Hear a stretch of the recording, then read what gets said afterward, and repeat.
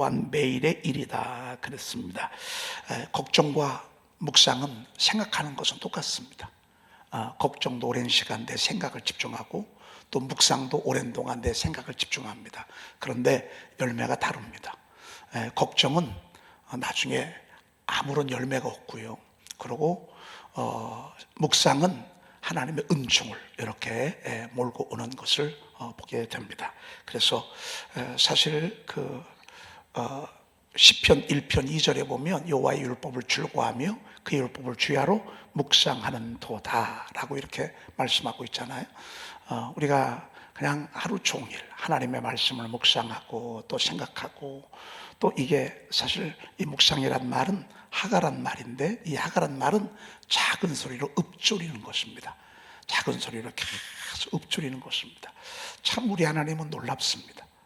우리의 입술로 읊조리는 걸 통해서 하나님의 나라를 세워왔고 지금까지도 이어왔습니다.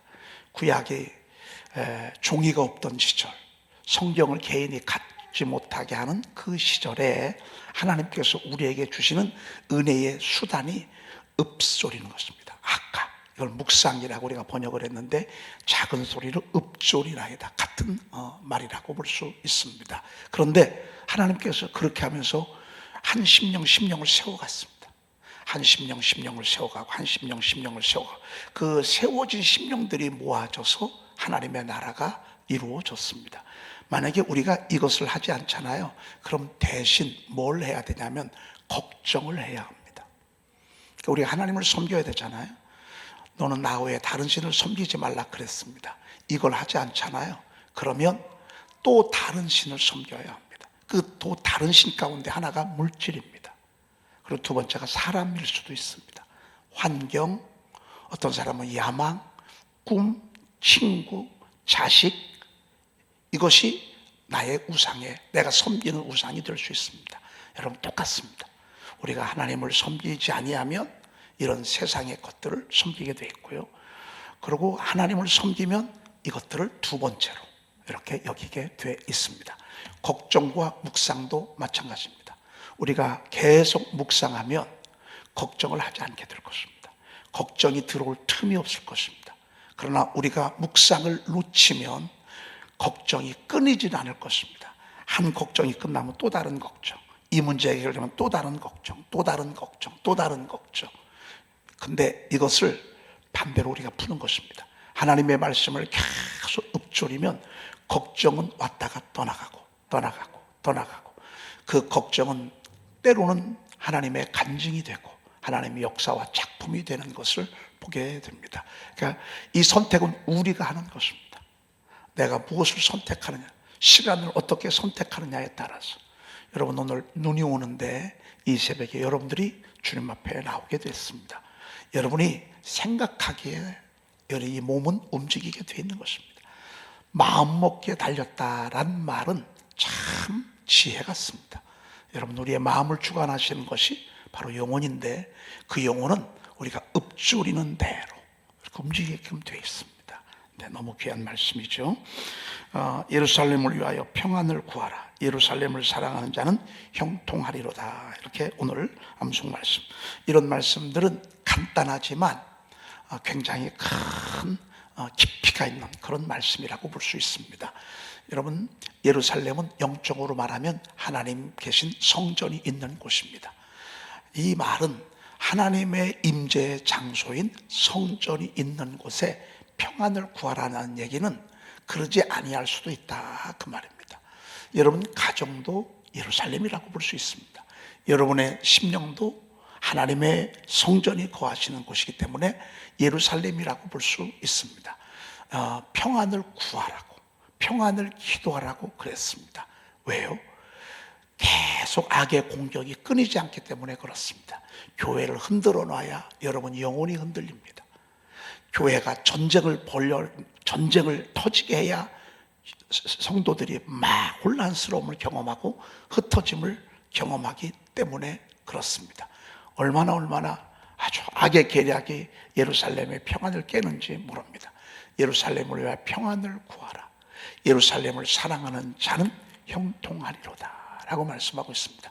여러분 예루살렘을 위해서 걱정하고 기도하고 이게 이렇게 하는 게 예루살렘을 사랑하는 거잖아요.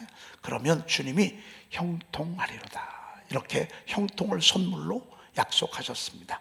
늘 말씀드리지만 형통은 아무 일 없는 게 아닙니다. 일이 있지만 뛰어넘어가는 것입니다. 문제가 있지만 잘 해결되는 것입니다. 여러분 가정과 교회는 똑같습니다. 여러분의 가정에 일 없을 때가 있던가요? 다 사건이 벌어집니다.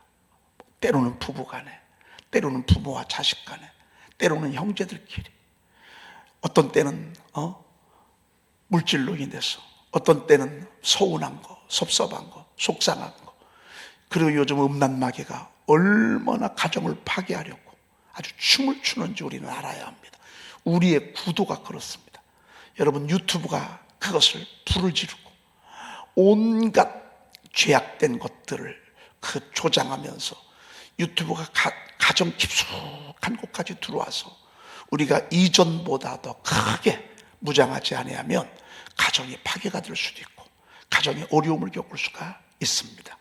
그러므로 가정을 위해서 우리가 기도해야 되는데, 그런데 정말 주님의 성전을 사랑하는 자에게는 하나님께서 문제가 있지만 그 문제를 넘어가고 또 잘 은혜롭게 해결되고 이렇게 하겠다라고 하는 하나님의 준엄한 약속이라고 볼 수 있습니다. 네. 오늘 134쪽 두 번째 풍성한 삶을 위한 제가 한 서너 가지 이렇게 네 가지를 여러분들에게 소개하고 있습니다. 첫째는 성실하고 충성된 삶입니다. 게을러 가지고는 절대 풍성할 수가 없습니다. 게으른 사람은 공부도 할 수 없습니다. 사업도 할 수 없습니다. 목회도 게을러서는 절대로 되지 않습니다. 우리가 사명을 감당하는데 게을러서는 아무것도 안 됩니다. 두 번째는 구제와 섬김입니다. 오늘 우리가 말씀을 좀 듣게 될 것입니다. 그리고 우리가 가고자 하는 방향입니다. 세 번째는 역시 감사하는 입술입니다. 하나님은 사랑하고 감사하는 입술 가운데 거한다는 말이 있습니다. 하나님은 감사하고 사랑하는 곳에 풍성함을 주시는 것을 보게 됩니다. 그리고 네 번째는 믿음을 가질 때 우리의 삶이 풍성해진다라고 하는 것을 우리가 듣게 될 것입니다. 오늘은 섬김과 구제와 섬김을 한번 말씀을 통해서 전해 듣도록 하겠습니다. 신명기 15장 7절을 한번 읽어보시겠습니다.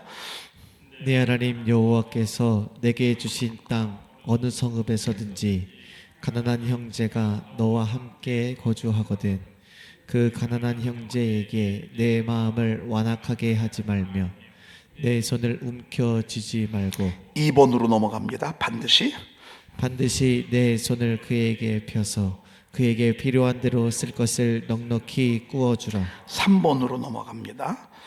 너는 반드시 그에게 줄 것이요 줄 때에는 아끼는 마음을 품지 말 것이니라.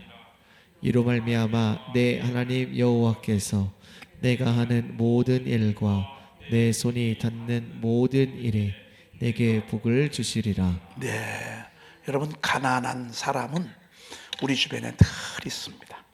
땅은 언제든지 가난한 자가 그치지 아니하겠고 그랬습니다.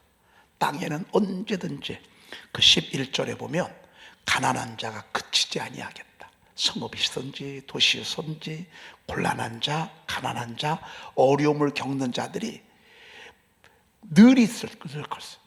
그런데 이들을 하나님께서 도와주래. 완악한 마음 갖지 말래. 아끼지 말래. 마음껏 도와주래. 우리 주님, 우리가 읽은 말씀이 그렇잖아요. 왜요? 그러면 내 하나님 여호와께서 내 모든 일과 내 손으로 하는 모든 일에 뭐를 주신다고요? 복을 주신대.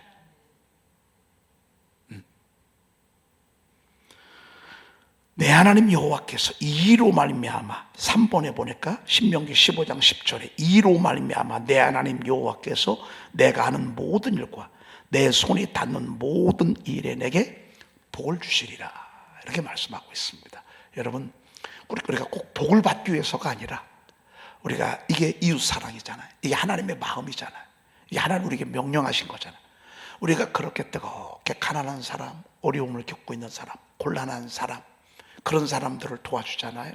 그러면 내 하는 모든 일, 또 손으로 하는 모든 일에 하나님이 복을 주겠다고 이렇게 약속하셨습니다. 복을 받기 위해서가 아니라 우리가 이렇게 가난한 자를 사랑하고 섬기면 하나님이 기뻐하시고, 그리고 덤으로 우리 삶에 하나님께서 축복하실 줄로 믿습니다. 그래서 그 하나님께서 구약 율법에 보면 그 밭에 밀을 베거나 보리를 벨 때 다 베지 말라고 그랬어요. 다 베지 말고 조금 남겨두라고 그랬어요. 그리고 싹싹 베지 말래. 좀 설렁설렁하게 베래. 왜? 거기에 놓쳐진 이삭으로 생활을 연명하는 사람도 있단 말이에요. 그게 그들의 생존의 문제를 해결하는 사람이 있을 것이다 그 말이에요. 그래서 여러분, 우리가 너무 막 팍팍하게 살면 그러면 좀 이렇게 훈훈한 멋이 없잖아요. 하나님이 가난한 자를 위해서 그렇게 내거든요. 그래서 그 대표적인 예가 룻이잖아요. 룻이 시어머니를 봉양할 때 그 떨어진 이삭을 주워다가 어머니를 봉양했다. 그게 하나님의 마음이라고요. 그리고 희년이라는 게 제 희년. 50년이 되면 빚진 것을요 다 탕감해 주는 거예요. 7년 만에 한 번씩 가난한 자가 빚을 져서 못 갚아서 다 그냥 탕감해 주래. 이게 하나님의 율법입니다. 하나님의 율법. 우리도 옛날에 왜 그랬는지는 모르겠지만 이 집집마다 감나무가 있었잖아요. 감나무 다 땁니까? 좀 남겨놓습니까? 왜 남겨놓는지 여러분 아십니까? 와서 누가 먹으라고? 까치가 먹으라고. 참 그거는요, 그러니까 다 진리는 통하게 돼 있어요. 진리는 다 통하게 돼 있습니다. 그래서 그러므로 땅은 언제든지 가난한 자가 그치지 아니할 것이라. 11절에 보니까 내가 내게 명령하여 이르니 너는 반드시 내 땅에 내 형제 중 곤란한 자와 궁핍한 자에게 내 손을 펼치니라 그랬습니다. 여러분, 가난한 사람은요 조금만 도와줘도 얼마나 귀하게 여기는지 모릅니다. 그러므로 제가 읽진 않았지만 5번으로 넘어가도록 그렇게 하겠습니다. 5번 읽어보십시다. 가난한 사람을 학대하는 자는 그를 지으신 이를 멸시하는 자요, 궁핍한 사람을 불쌍히 여기는 자는 주를 공경하는 자니라. 예, 아주 무서운 말씀하셨어요. 가난하다고 우리가 무시하잖아요. 그럼 누구를 무시하는 거예요? 하나님을 무시하는 거예요. 없다고, 못 배웠다고 우리가 약간 하대하거나 이렇게 별거 아닌 사람 취급하면 곧 누구에게 한 거라고요? 하나님에게 한 거라고. 무섭죠. 그러니까 우리가요 이 말씀을 안다고 한다면 정말 이 세상에서요 여러분, 모든 것들이 그렇습니다. 정치도 그렇습니다. 기업도 그렇습니다. 여러분, 요즘에야 좀 덜합니다만은 옛날에 대기업이 말이죠, 중소기업 하청받아가지고서 어음으로 끊고 말이죠, 돈도 제대로 안 주고 말이죠. 그리고 중소기업들이 뭐 기술 발명해내면 그거 가지고서 얼마에 이렇게 퉁쳐가지고서 제대로 주지도 않고. 사실 우리가 이 기업의 이런 아픔들이, 이런 불행한 일들이 얼마나 많았습니까? 그렇죠? 여러분, 우리 기업뿐만이 아니라 우리 정치 세계도 마찬가지. 여러분, 사실은 소수 정당이라고 무시하면 안 됩니다. 거대 야당이라고 그 힘을 가지고 횡포하면 안 됩니다. 사실 이것은요 누구 말할 것도 없습니다. 똑같습니다. 어떤 때는 여당이 세면 야당할 길을 우습게 알고, 야당이 세면 여당을 아주 짓밟고 말이죠. 여러분, 정치가 이렇게 되는 것은 절대 하나님이 나라를 세우실 때 하나님의 원리가 아닙니다. 오히려 작으니까 작은 자의 소리를 귀 기울여 듣는 것입니다. 여러분, 손님은 언제나 옳단 말이 있습니다. 손님의 말은 틀린 게 하나도 없습니다. 정확합니다. 여러분, 그런 소리를 귀담아 잘 들을 때 그 기업이 번창할 수가 있는 것입니다. 가장 가까이 하나님의 소리는 가난한 자에게 있을 수 있습니다. 없는 자, 못 배운 자, 연약한 자의 마음속에. 그래서 그런 얘기를 듣고요, 귀담아 잘 듣잖아요. 그럼 거기에 지혜가 있습니다. 거기에 하나님의 축복이 있습니다. 반대로 궁핍한 자를 불쌍히 여기는 자는 주를 공경하는 자니라. 이게 아주 그냥 뭐 한 차원 높잖아요. 이게 한 차원 높은 말씀이잖아요. 가난한 사람을 학대하는 이런 차원을 뛰어넘어서 이런 사람들을 불쌍히 여기는 자. 불쌍히 여기는 것은 귀담아 잘 들어주는 거예요. 그리고 있을 때 형편이 되면 좀 도와주기도 하고. 그러면 주를 공경하는 것이래. 여러분, 주를 공경. 저는 저희 교회가 이런 교회가 됐으면 좋겠습니다. 저희 교회가 힘없다고 무시당하거나 이런 게 아니라 정말 그러면 그럴수록 우리가 그래서 요즘은 사회에서 약자 돌보는, 약자를 배려하는 여러분 이런 캠페인을 벌이지 않습니까? 왜? 그게 하나님을 기뻐하는 일입니다. 주를 공경하는 것이라 이렇게 말씀하고 있습니다. 그 다음에 7번을 한번 보도록 그렇게 했습니다. 7번. 귀를 막고 가난한 자가 부르짖는 소리를 듣지 아니하면 자기가 부르짖을 때에도 들을 자가 없으리라. 귀를 막고 가난한 자가 부르짖는 소리를 듣지 않으면 하나님도 내 소리 듣지 않는다. 그래서 여러분, 소수자의 소리. 저는 요즘 제 주변에서도 그런 사람들이 많은데, 그 전세 사기를 치는 사람들 있잖아요. 전세 사기. 거기에 그 어렵게 제가 알고 있는 목사님 아들도 전세 사기를 당해서 그 빌라에 들어가서 전세를 들어갔는데 어느 날 나중에 보니까 정말 몇백 채의 빌라 가지고 장난치던, 붙잡히기도 하고, 그래서 15년 형도 받고 지금 그러고 있어요. 그런 청년들, 지금 전국적으로 사기당한 청년들이 얼마나 많은지 몰라요. 참, 이건 있을 수도 없는 일이에요.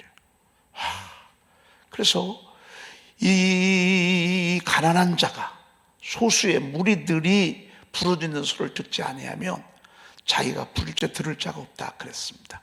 여러분, 이 말은 참 얼마 전에 요즘 아파트는 졌지만 분양이 안 돼서 어려움을 겪고 있는 그런 아파트들을요, 그 나라에서 이제 그것은 이제 제대로 된 값이 아니잖아요. 그 나라에서 그걸 다 사가지고 가난한 자들에게 아주 싸게 이렇게 영구 임대로 막 10년, 20년씩 이렇게 주는 그런 정책을 펼쳤다라고 하는 얘기 듣습니다.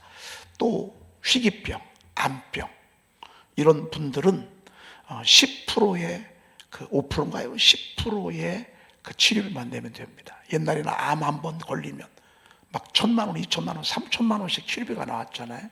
그런데 그걸 나라에서 사실은 그렇게 함으로 인해서 나라가 봤을 때는 그 사람이 힘을 얻어서 기운을 차리잖아요. 그럼 한 가정이 살면 한 공동체가 살고 도시가 살고 나라가 사는 거거든요. 제가 볼 때는 나라에서 하는 일들은 바로 그런 일들을 하는 것입니다. 우리나라가요, 세금이 엄청납니다. 세금이.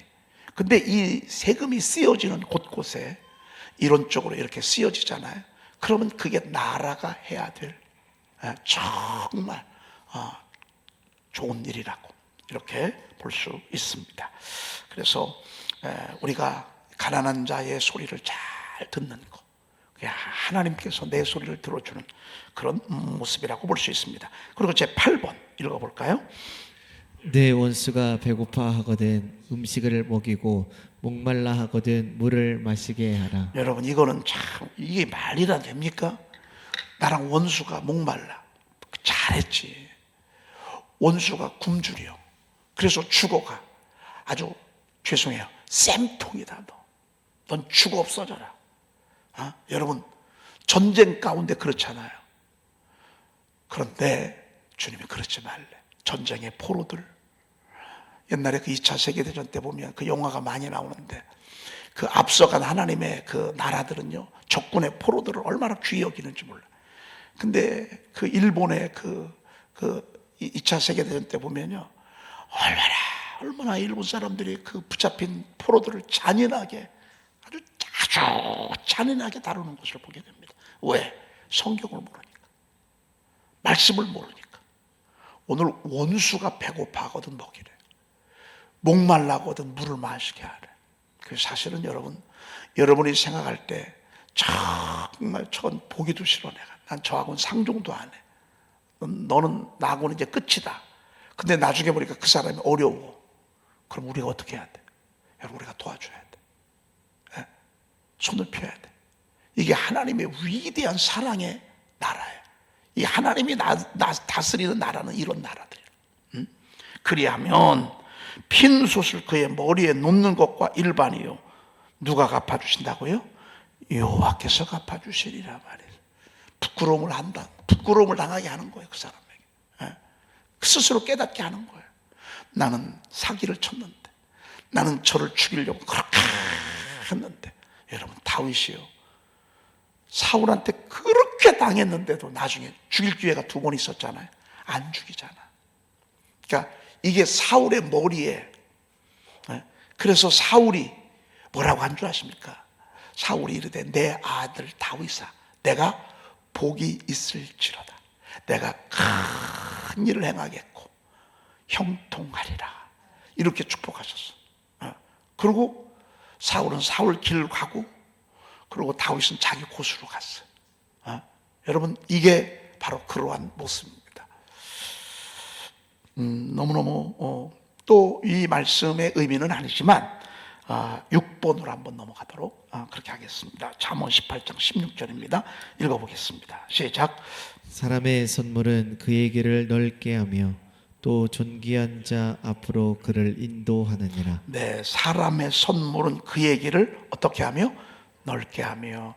이것은 여러분, 이 가난한 자 이 차원의 말씀은 아니지만, 그래서 제가 좀 필요해서 이 말씀을 넣습니다. 색은 좀 다르지만 우리가 살아가는데 지혜가 있습니다. 여러분, 선물과 뇌물은 다르죠. 어떤 목적을 가지고 돈을 주거나 큰 선물을 하는 건 이건 뇌물입니다. 어떤 목적? 선물은 감사해서 드리는 것입니다. 감사해. 여러분, 이 감사해서 주는 선물은 제가 말 때 그 길을 넓게 한다. 그리고 존귀한 자 앞으로 인도한다. 이렇게 말씀하고 있습니다. 너무 멋진 그런 지혜라고 볼 수 있습니다. 그래서 여러분이 때때로 선물도 말이라고 볼 수 있습니다. 선물은 말은 많이 하지 않지만 굉장히 많은 말을 건넵니다. 그래서 관계를 원만하게 합니다. 그리고 관계를 좋게 합니다. 여러분들 만약에 나는 왜 이렇게 친구가 없나 그러잖아요. 그러면 슬금슬금 선물을 줘보세요. 선물을 너무 크게 주면 부담스러우니까 간단한 거라도 의도적으로 나 저 사람하고 좀 가깝게 지내고 싶은데 그러세요. 그러면 그냥 그렇게 한번 여러분이 해보십시오. 얼마나 이게 우리가 가는 길을 넓게 한다. 아니, 그러면 되는 거 아니겠어요? 길이 넓으면 그냥 통과하는 거 아니겠어요? 그리고 존귀한 자 앞으로 그를 인도한다 그랬습니다. 무슨 일이 있을 때 생각을 하는 거예요. 무슨 일이 있을 때 딱 이렇게 생각을 하는 거. 결론의 말씀입니다. 여호와께서 내게 갚아 주시리라. 잠언 25장 22절이 얼마나 우리에게 크게 와닿는지 모릅니다. 나는 몰래 하는 것 같아도요, 몰래는 없습니다.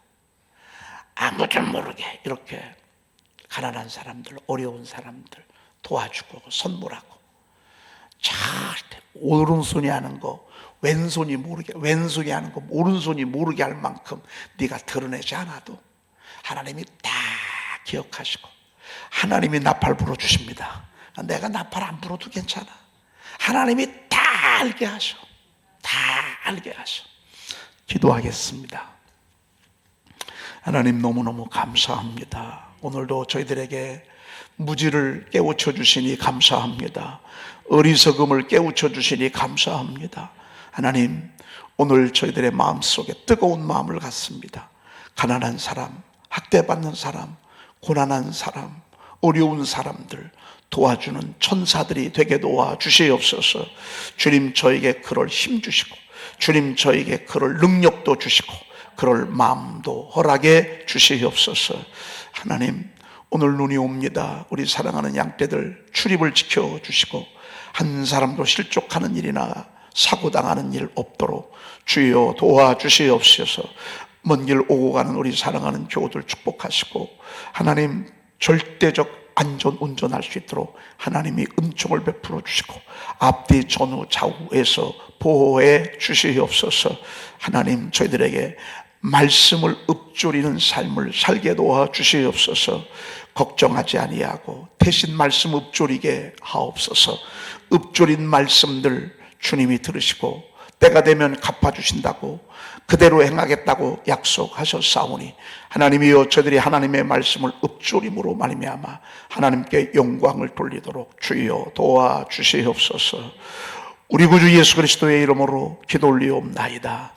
아멘. 복 있는 사람은 악인들의 꾀를 따르지 아니하며 죄인들의 길에 서지 아니하며 오만한 자들의 자리에 앉지 아니하고 오직 여호와의 율법을 즐거워하여 그의 율법을 주야로 묵상하는도다.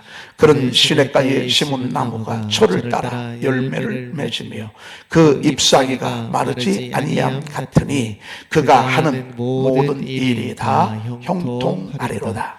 악인은 그렇지 아니하며 오직 바람에 나는 겨와 같도다. 그러므로 악인들은 심판을 견디지 못하며 죄인들은 의인들의 모임에 들지 못하리로다. 무릇 의인들의 길은 여호와께서 인정하시나 악인들의 길은 망하리로다. 아멘.